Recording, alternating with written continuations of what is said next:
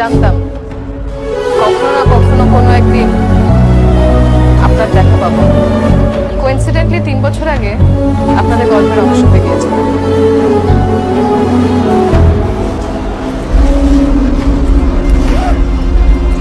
3 বছর আগে আমার ঠিকানায় চিঠিটা এসেছিল। এখানে আপনার সব প্রশ্নের উত্তর আছে।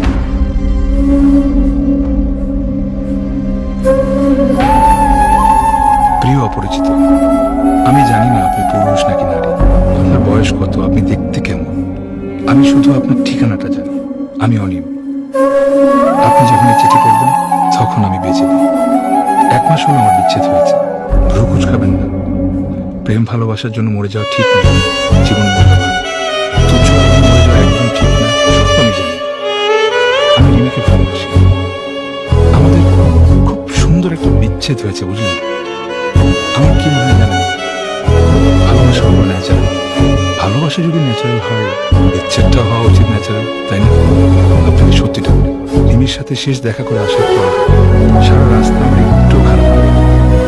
আমার বুকটা প্রথম কেঁপে উঠলো রাত 11টায়। ঘুম ভেঙে গেল। ফোনের দিকে তাকিয়ে আমার বুকটা কেঁপে উঠলো, বুঝলেন?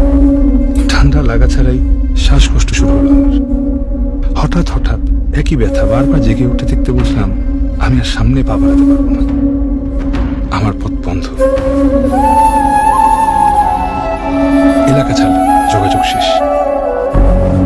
আমি মারা যাবো আজ। আমার মৃত্যু হবে খুব স্বাভাবিক একটা প্রক্রিয়ায়। আমি গলায় দড়ি দিচ্ছি না, বিষ খাচ্ছি না, ছাদ থেকে লাফ দিচ্ছি না, প্লেট দিয়ে হাতও কাটছি না। আমার ঠান্ডা লাগলে শ্বাসকষ্ট হয়, এত বেশি কষ্ট হয় যে ইনহেলার নেওয়ার প্রয়োজন। আমি ঠিক করেছি এই শীতের রাতে আর ছাদে উঠব এবং উঠে সবার আগে ইনহেলারগুলো ফেলে দিই। আজ রাত বেছে নেওয়ার 2টো কারণ আছে। প্রথমত, আজ ঠান্ডা পড়ার সম্ভাবনা সবচেয়ে বেশি। সন্ধ্যার পর ঘন কুয়াশায় ছেয়ে গেছে ইতিমধ্যে। দ্বিতীয়ত, আজ বাসার পাশে একটা কনসার্টের আয়োজন করা হয়েছে। রাত 1:30 পর্যন্ত প্রচন্ড আওয়াজ থাকবে। আমি রাত 10:30 ছাদে উঠব।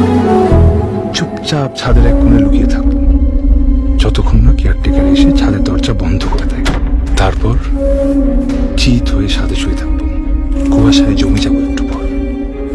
মাথা ভারী হয়ে যাবে, শ্বাসকষ্ট হবে, গড়াগড়ি খাবো ছাদ জুড়ে। কপালের রগ ফুলে উঠবে। টিকতে না পেরে পাথরের দেয়ালে আঁচড় কাটবো। শ্বাস নিতে না পেরে আমি হয়তো চিৎকার করবো যাতে কেউ শুনতে পায় আমার চিৎকার। কিন্তু আমার চিৎকার কেউ শুনবে না,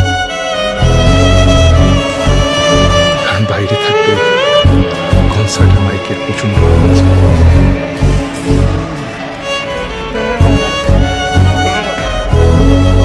আমি একটা র্যান্ডম ঠিকানায় চিঠি পাঠাবো। চিঠির সাথে থাকবে একটা রিং। এই রিং আমার উপহার দিয়েছিল রিমি। বলেছিল এটা একটা এলিমেন্টাল সিম্বল, যার অর্থ পৃথিবী। আমার একটা পৃথিবী উপহার দিয়েছিল রিমি। আমার নাম কোথায় করে একটা পৃথিবী। আমি মরে যাবো জন্য একটা আবদার রাখছি আপনার কাছে। আমার শেষ ইচ্ছা বলতে পারেন। এমন সুন্দর একটা পৃথিবী আমি কোনোদিন এখানে ছিলাম, এটা কেউ মনে রাখবে না, কোনো চিহ্ন থাকবে না আমার। মানতে পারছিলাম না বিষয়টা, তাই রিংটা পাঠালাম। এই রিংটা ছাড়া আমার একান্ত কোনো পৃথিবী নেই। আপনি যেই হন না কেন, আমার এই রিংটা সবসময় পড়বেন, খুলবেন না কোনোদিন। আমি আপনার কাছে আবদার করছি। রিংটা পাঠালাম, কিন্তু অভির সাথে চমৎকার একটা সংসার হবে। কি দরকার গলায় কাটা হয়ে থাকার, তাই আপনাকে পাঠালাম। আপনি যতদিন বেঁচে থাকবেন, আপনার কোনো একটা হলে আমায় একটু বাঁচিয়ে রাখবেন প্লিজ। আংটিটা পরে থাকবেন না স্মৃতিস্মারক হিসেবে, প্লিজ।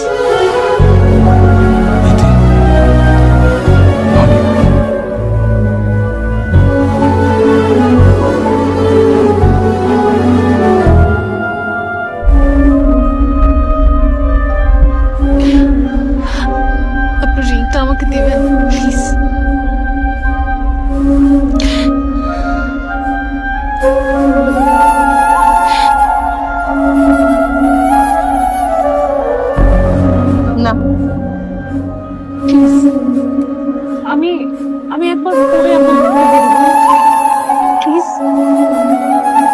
না ভাইয়া, আপনি বৃদ্ধাভাব করছেন। এই রিং সে কাউকে দেয় না। আমাদের বিয়ে হয়েছে 4 বছর। এই 4 বছর আমি ওর কাছে 101 আবদার করেছি। ও আমার কাছে কয়টা আবদার করেছে জানেন? 1 পয়েন্ট। এই রিংটা সুস্মিতা সবসময় আঙুলে পড়ে দিচ্ছে। আর আমি সুস্মিতাকে খুব ভালো করে চিনি। সেই রিং আপনাকে দেবে না। আমি ওর হয়ে ক্ষমা চাইছি। ক্ষমা করবেন প্লিজ। প্লিজ।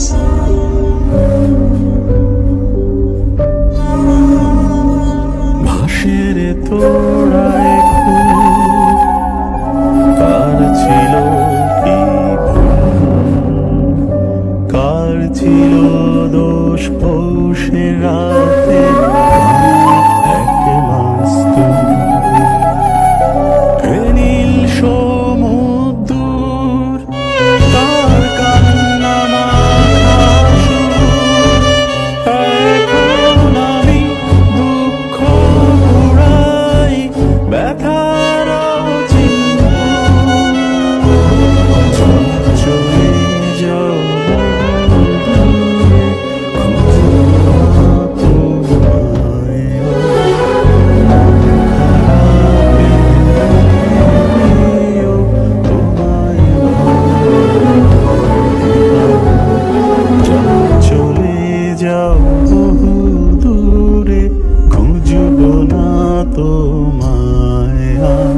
শুধু মন খারাপের দিনে দিও তোমায়